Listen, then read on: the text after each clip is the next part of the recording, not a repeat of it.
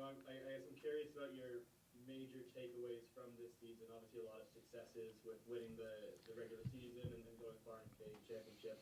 So just kind of your overall takeaways there, and then also maybe when you look back at the last few games of the season, your takeaways there, maybe anything that maybe you would have done differently or think about with those games.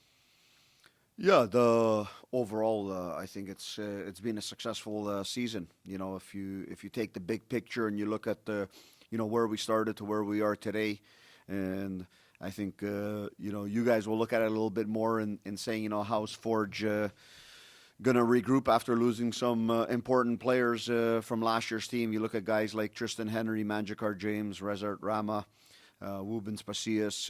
There's other guys and very key and important players in our team, and I thought we did a good job on how we filled those gaps. But the biggest thing, to be honest, what makes me proud of this season is most of those gaps were filled from within. Those are players that were stepping up into roles from guys who were here before that maybe didn't play as prominent a piece in the team. So looking at guys like Chris Kalongo, who through the first 20 games in Canadian Championship and all of that was our key goalkeeper until an unfortunate injury. Brings Jassim, who's done a great job, and now we've got a tandem of two keepers who were excellent throughout the season. You look at a player like Malcolm Duncan and what he's brought to the team after literally watching Rama play all of last season, and he was a fantastic rock in the group. Garvin Metusala taking that next step. Noah Jensen, Kwesi Poku, who obviously wasn't with us here at the end, but he's another player who stepped up from within the group, and then super bounce back years from two guys that were injured last year in Borges and Chouanier. And you look at them and their goal contributions, and I think when you add it up, we're at about 28 goal contributions compared to their 5 or 6 from last season. So I think when you reflect and you take the results out of it, you take the Canadian Championship and Shields and making another final. I think the biggest thing we've got to be proud about is the development we've had from within.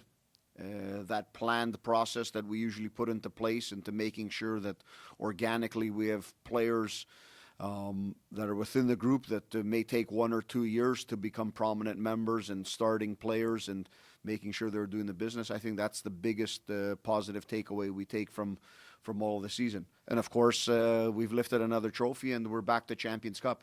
That's something that drives this team. That's something that drives us forward. And maybe that's a little bit of that edge we lost when it comes to your second question towards the end of the season. Maybe there was a big exhale moment of, we're there, another trophy for the club, and you know what, we'll figure out the rest. And I think when you look at that last component of the season, that along with we're missing 6 key players, and all those 6 key players aren't starting players, or maybe wouldn't have started in the final, but they're all players that make a difference, whether it's 3 of them starting, 3 of them coming off the bench.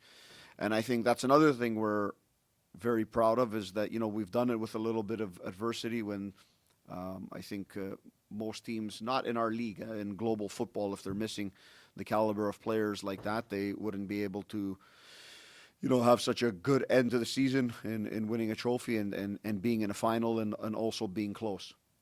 If I could change anything in that last period, it's to have, I'm not going to say 6 out of 6 healthy, but at least 4 out of 6 healthy, and that gave us more abilities. You look at a guy like Tristan Borges, who's the player of the year and fantastic, and, he's come on a rough spot in that last month of the season, or last 2 months of the season with the ankle injury. And when you lose a little bit of an edge here or there, you give an opportunity for another team to step in.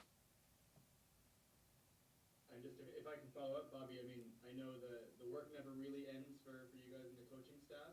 So just what does the next few months look like for you guys? I know there's roster decisions to make, but then you'll find out your CONCACAF opponent in just under a month. So what are kind of the priorities for the next few weeks and the next few months? Yeah, I think if we look right now at the priorities, kind of the job started the following day. We're obviously in our scouting and recruitment process. It's not something that starts at the end of the season, but is already in place. And There's two things you look at. There's one. It's what more do we want to see, and what tactical evolution do we want to see in a team, and does that need specific players coming in?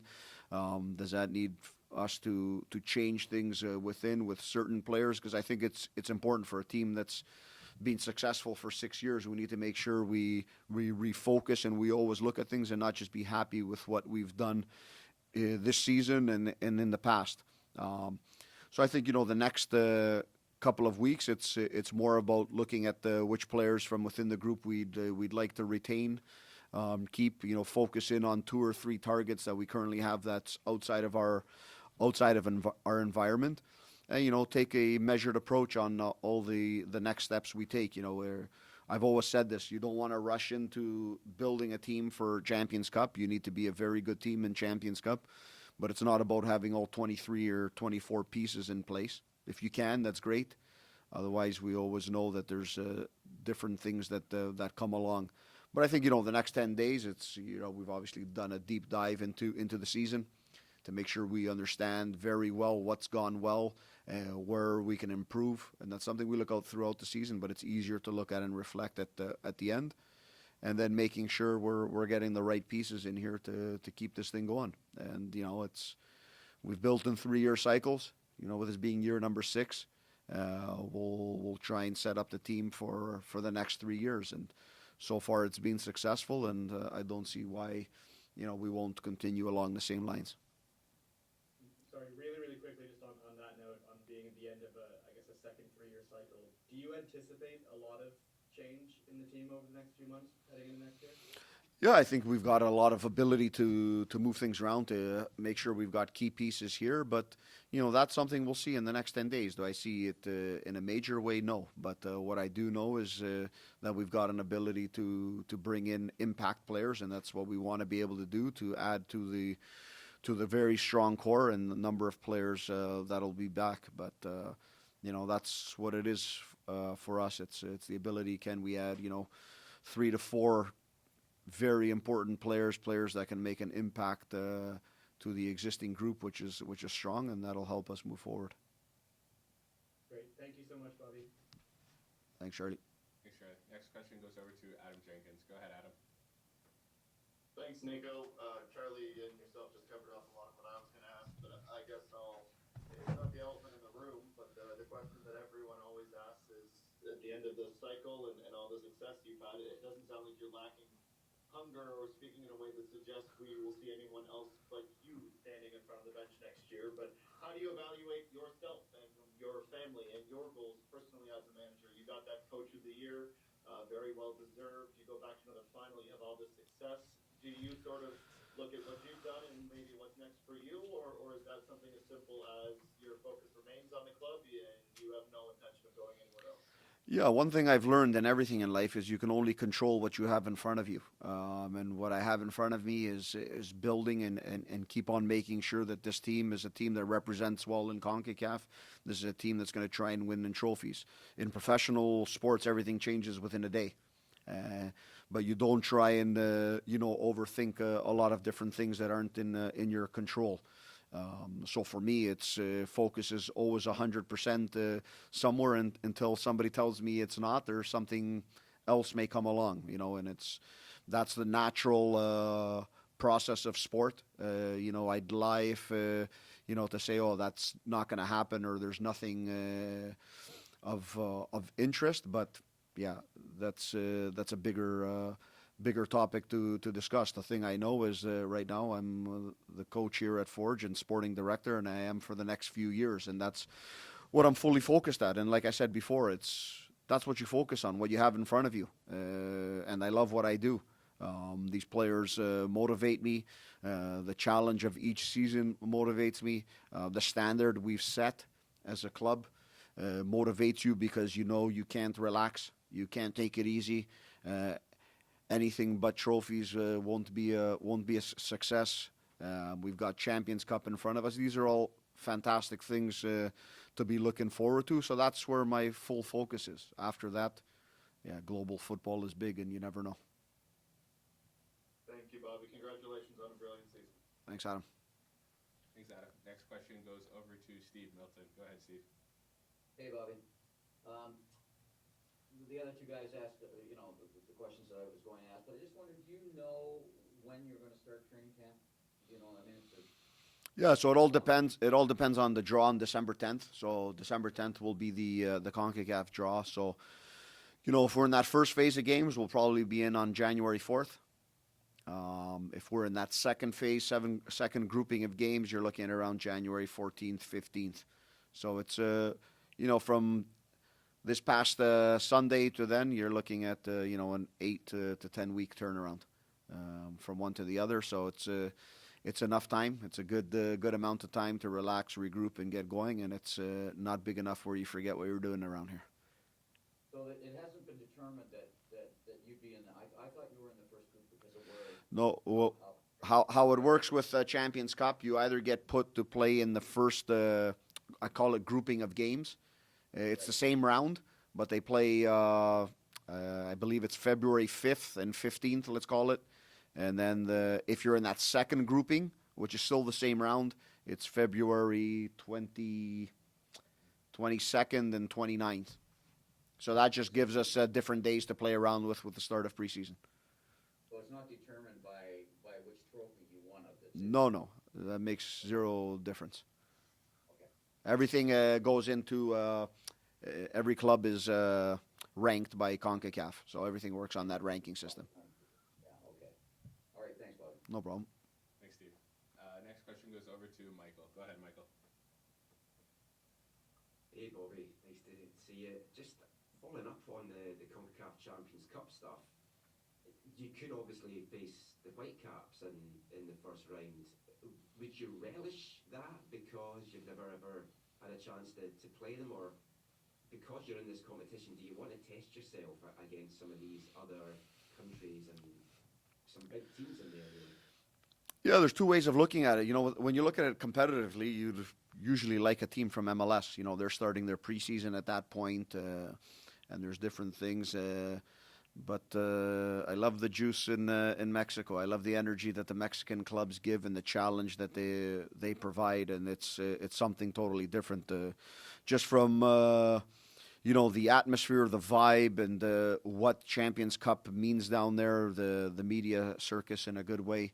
I think it's very uplifting for the players, and we've lived that twice, playing with Cruz Azul and Chivas.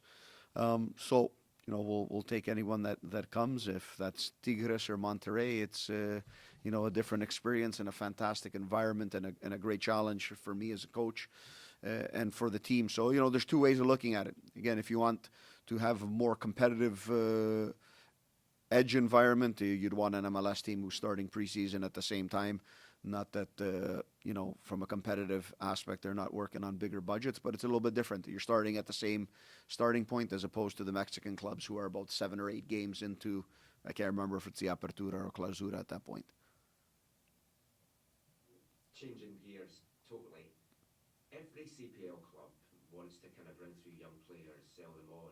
You've had a lot of success with that over the years and all your work with Sigma over the years.